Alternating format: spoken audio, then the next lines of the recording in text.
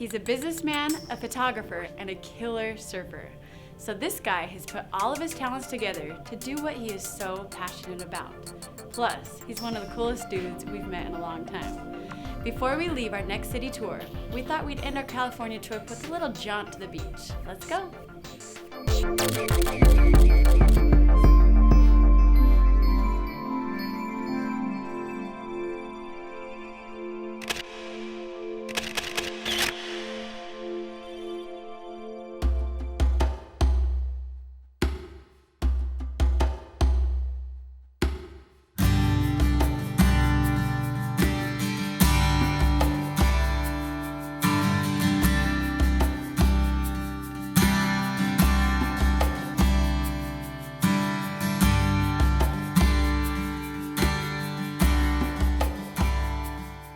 The camera, it can be an amazing thing, obviously. It can be like this liquid courage factor. I was swimming in Fiji and swimming along that deeper edge of the reef and like saw a shark and like swam down closer to it to kind of get a good photo. Right. Just like, and then it kind of slowed and looked at me, and then I got this sensation that I should probably not follow it anymore. Right. Turned around and came back, and we are in the World Headquarters workshop factory board quiver room. So that's the slang. It's called a quiver. A quiver, yeah. What is a quiver? A variety of shapes and sizes of surfboards for different conditions. Yeah. Obviously you're a surfer. I mean, the long hair and the cool laid-back attitude in your surfboards. I mean, tell us about you. What do you love doing? Is this your passion? Yeah, this is the passion. It's I like to keep things simple. Yeah. And it's not always. Someone said less is more work. Right. So simple is sometimes more work, but Right. I think the more in tune you get with it, the easier it is, and try and keep things smooth sailing and productive. Yeah. And inspirational. I pretty much grew up in California. Got here in the 5th grade. Yeah. My family moved around a little bit. Michigan, New Jersey, Connecticut, Illinois, and then But if you California. even rewind that even more, tell us about your dad. Oh yeah, my dad came from Syria with a violin and a backpack full of philosophy books, and met my mom at college. Yeah. And she's been a teacher for 25 years. Uh-huh. So I think that combination is blended pretty well with me, and I'm a Gemini, so I've got a pretty good grasp on that, I think. I've been told.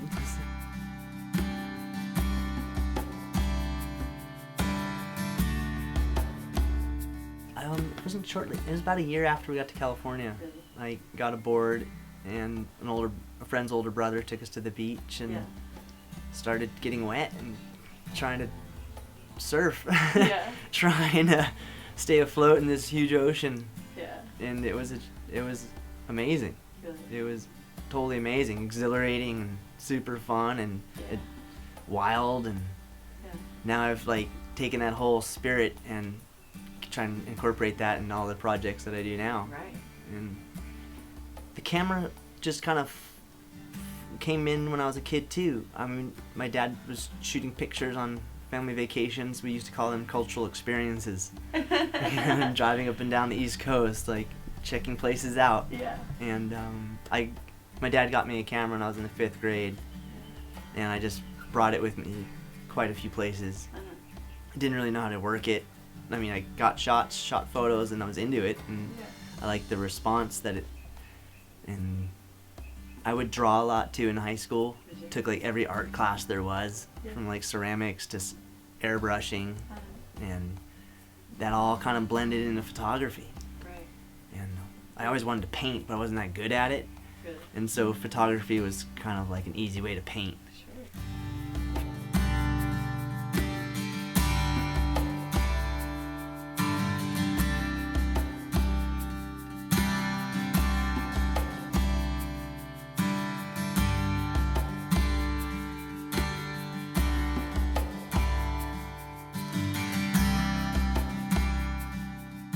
I've been told find a niche and stick with it, do that, and that's where you'll probably have most of your success. And it was definitely do what you love.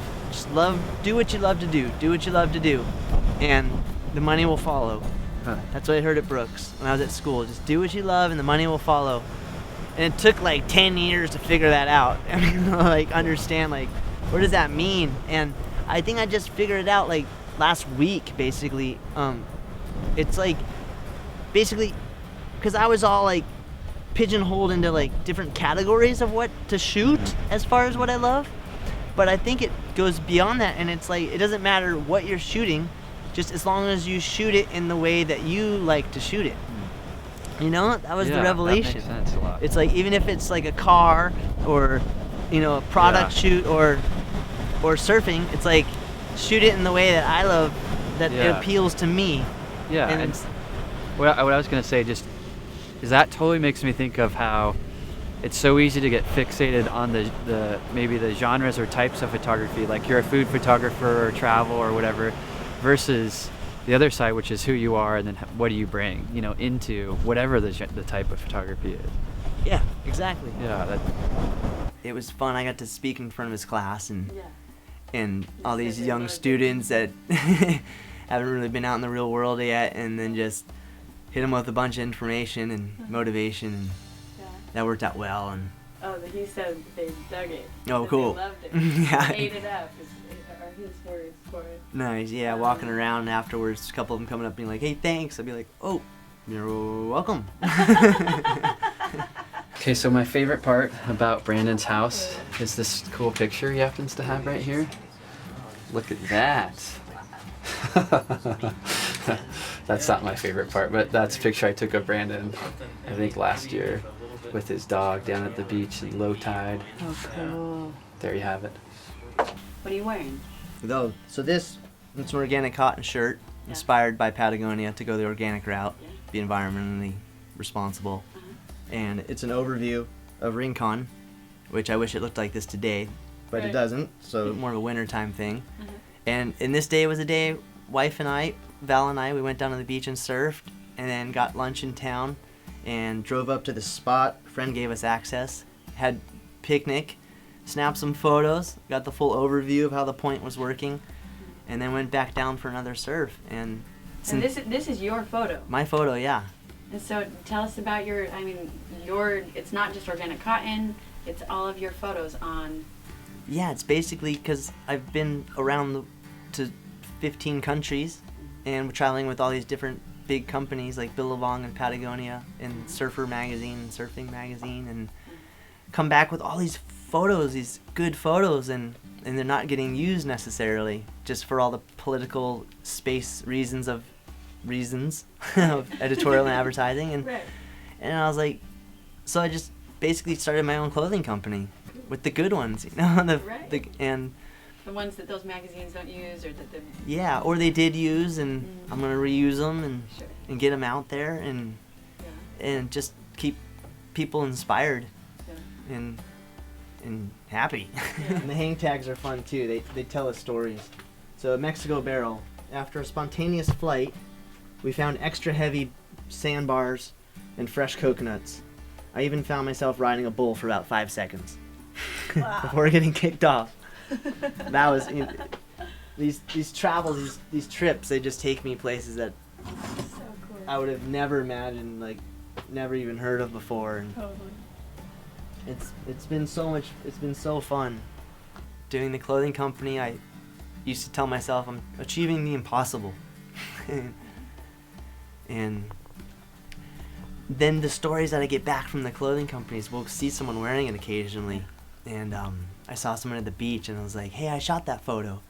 And this guy I see, he's storming around on the beach, looked like he had a lot on his mind, and I just like popped his bubble. I was like, hey, I shot that photo. He's like, what? I'm all, yeah, that's Tavarua. And he like marches over to me and gets on my face, and he's like, this shirt brings peace to my day. And I was like, cool, man. Right on. So you're changing the world one shirt at a time. Yeah. That is awesome. Basically. That's really cool, actually.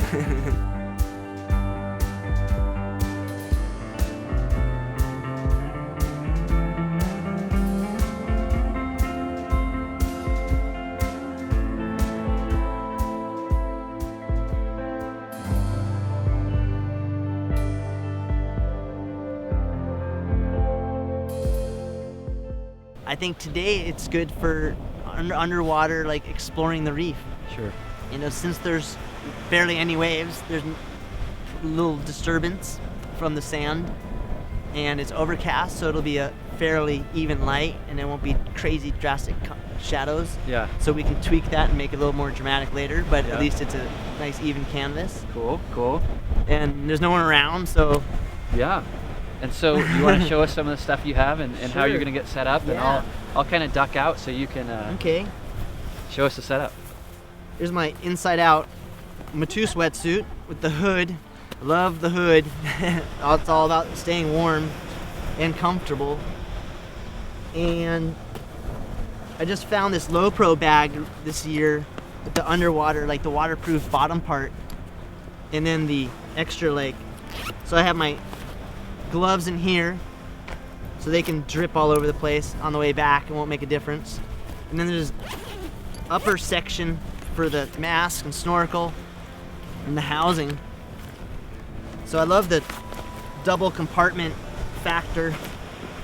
And so I'll go in wide angle so I have the short port and try and get as much of the underwater world as possible. I'll put the Canon 7D in here and probably shoot 60 frames per second, and then pop off a couple still photos as well in case I want to do a big huge enlargement and for like a gallery show or something, or you never know. So shoot raw photos for that and dial in the adjustments. It's pretty dark underwater, so I'll be boosting it up to about 1600 ISO, maybe 250 to 2500, and shoot wide open for the most part. And this little helper here watch my stuff while I'm gone, make sure no one takes it, and let me know where it is in case I get lost.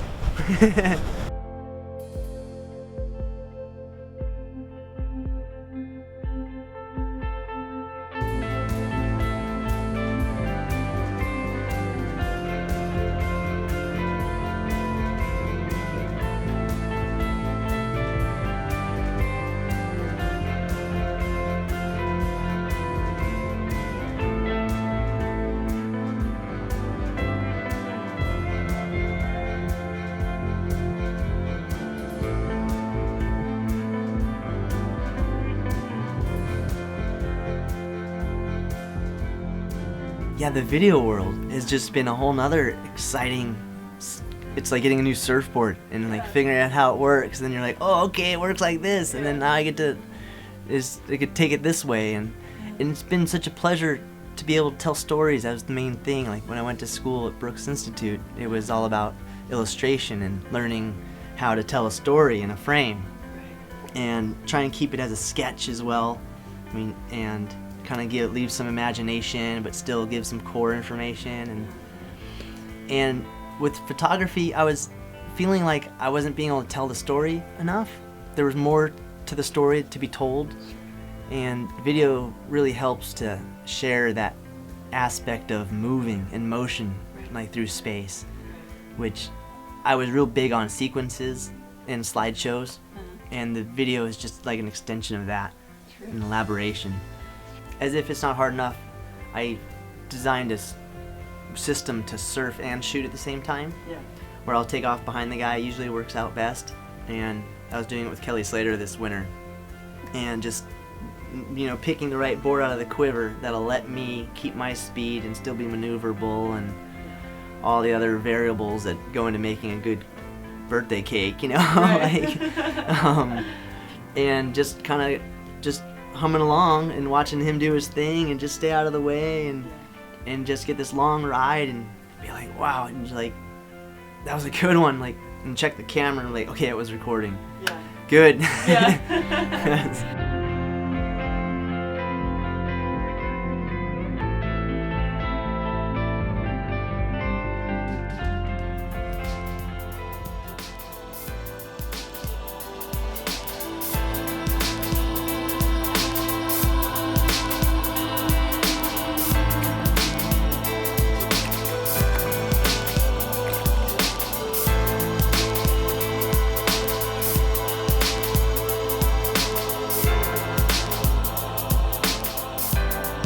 So what then is what kind of would you say is your style that you bring into it? Well, with the surf stuff, I like to give a surfer's point of view, and then there's that phrase, only a surfer knows the feeling. Yeah. So it takes a surfer to get the surfer's point of view, kind of thing. So being a surfer, I think it's actually, I was gonna say an advantage, but I'd say it's a prerequisite qualification in order to shoot good surf photography, especially in the water, because the ocean's such an element of itself. Just to be able to be in the right spot, you have to know the conditions so well that it helps to be a surfer. Yeah. From land, you can get away with a lot more. Huh. Interesting. But even with a long lens, it still helps to know what the wave's gonna do and what the surfer's gonna do to get that intuitive shot, that decisive moment. So what's your take on what makes a picture good when you're, I mean, there's that surfer's point of view and all that, but then what makes a good photograph when you're reviewing later and you say, yeah, this is it, you know? Yeah, I know, I just went through that, picking photos for my blog the other day, just trying to figure out which turtle photo represents, and it's just kind of that, I like to see a lot of depth in an image. I like to keep it clean. What do you mean by depth? Depth as far as physical 3D effect, you know, that kind of depth. And I also try and strive for content. A lot of shots I think when there's pretty lighting and good content, then that's kind of like the goal as far as like a technically awesome photograph. Sure. But obviously it's not always like that, but they're still great shots. Yeah. And so it's kind of the combination. Cool. And what about if there's people who are kind of excited about the whole ocean-related surf photography, and they're wanting to get more inspiration? Where would you send them? You know, either to particular photographers, or I don't know. What would you say would be good inspiration? Well, I remember a project at Brooks. It was get a stack of magazines and go through it and tear out the ones that just catch your eye. Sure. And don't think, just go through and tear them out and be like, oh, that's cool, and to grab it in that one. And then that's kind of like the open-minded, just going for it kind of attitude at first, and then looking back at what you got, and then kind of analyzing like what you pulled, and then trying to keep perspective on it and say like, you know, oh, all these photos are outdoor, or all these photos are front lit, or they're all backlit, or they're all high key, or they're all creepy, you know, or they're all like glamour, you know. And then, or if it's like a blend of all of those, it's like, what is the driving link that kind of makes them look like a group, which of course is the inspiration behind pulling a portfolio or a slideshow gallery. It's like, how do you edit your photos into some sort of cohesive group that blends off of each other to make them even shine brighter.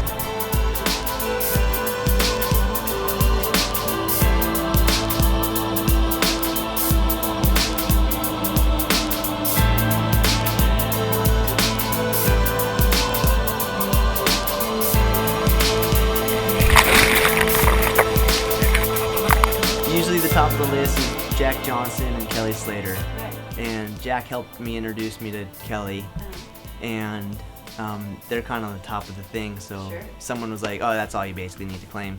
Right, that's it, you did it. That's it, I'm done. So Jack Johnson, tell me about your friendship with him. I mean, didn't you do some backstage stuff with him? But Yep, it's all friendship. I mean, that's why I'm basically hanging with these guys, is because we're just hanging. Yeah. And they trust me. They know that I'm not going to sell some footage to Esquire, or not Esquire, but like some, you know, crazy, you know, paparazzi situation, you know, for $5,000 a photo, which could happen, but I wouldn't, and I don't, so they hang out with me. And I still get good shots, so then we're being productive. Try so.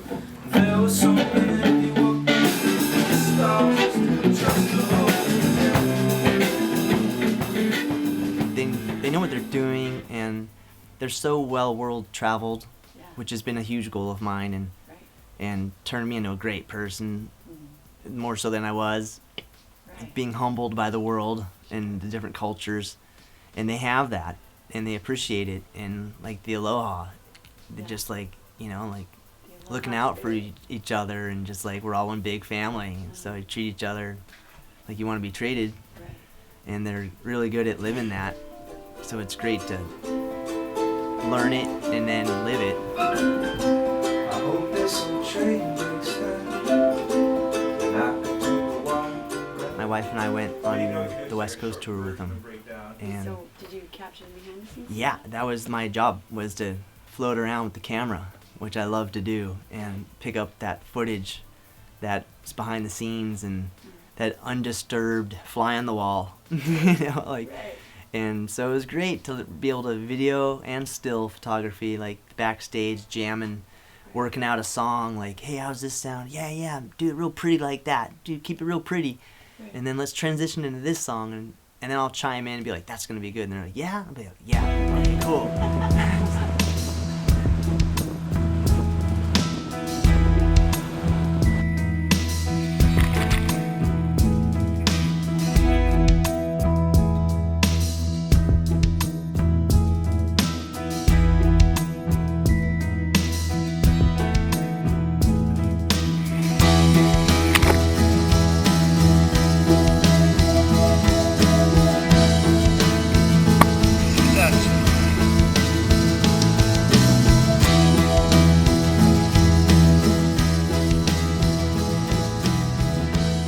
Good day in the ocean. Felt so good. Saw some stuff. Saw like a big huge like sand shark swim by. Was walking around in the kelp and I felt the fish like go through my legs. Visibility was okay. There's a couple clear patches. And that seal was checking me out for a while there. Cruised by the reef. Didn't see any dolphins come closer. I think I got some good stuff, like the kelp, it's so alive, there's so much movement underneath there.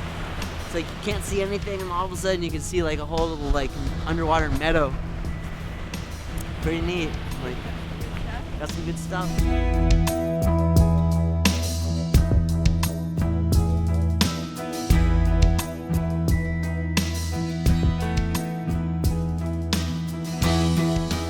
My wife, yeah. Wife. She's inspiring too, Yeah.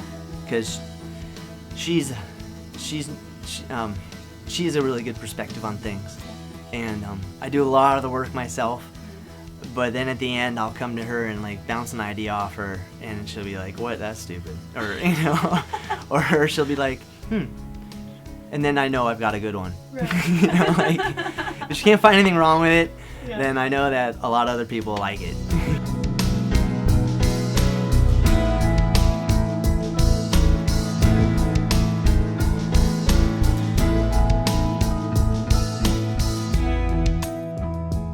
From the Alaska trip, it was another spontaneous trip I got invited to go on. Like, we're leaving in 5 days to go to Alaska for a week. Can you go? I'm just like, yeah, I can go. Let's go. Yeah.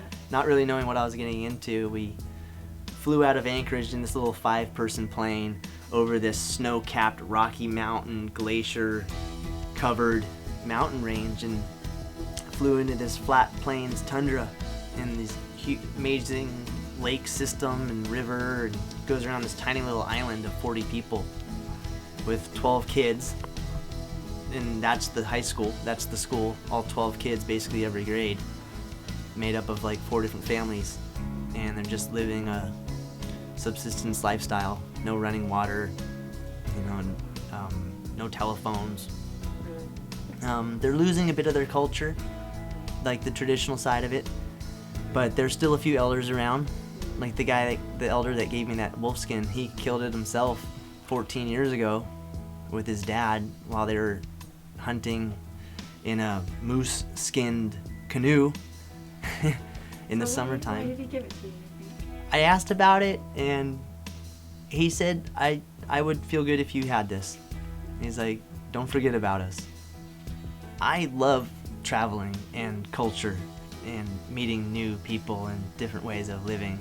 And so that was just like one of those opportunities. And they'd been raising money, and it's an inspiring story that the island didn't have a store. So these kids created a store out of their broom closet and brought in some supplies and raised some money for 3 years, along with some federal grant money, and were able to explore the lower 48. And the teacher realized they had good test scores, but their comprehension level was horrible. And she's like, I think it's just because they're so sheltered and they need to get out. And so we're doing a field trip. And after 3 years, they were kind of losing hope, and they didn't really raise all the money, but the teacher's like, I'll put in some of my own salary to finish this and make this happen.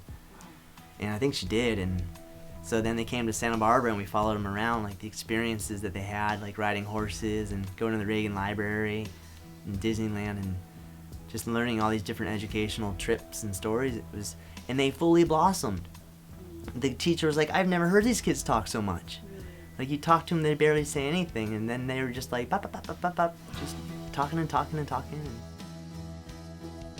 When people ask you, how can I do what you do, what do you say? Yeah, go for it. I usually say show up.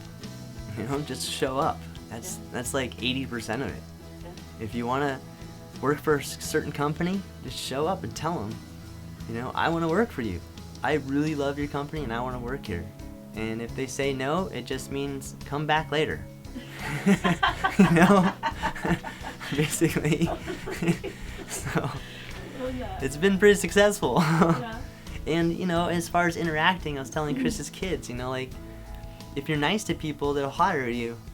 If you've got this ego and you're coming across like you know everything, then you're not going to learn much more, and there's so much more to learn. Kelly Slater, Jack Johnson, they're still learning all the time, and it's what it's about, and making it happen. And it's just like it's basically just make it happen. I'm Branden Aroyan, entrepreneur, photographer, surfer, motivator, inspirational speaker to myself. I just got framed. I like it.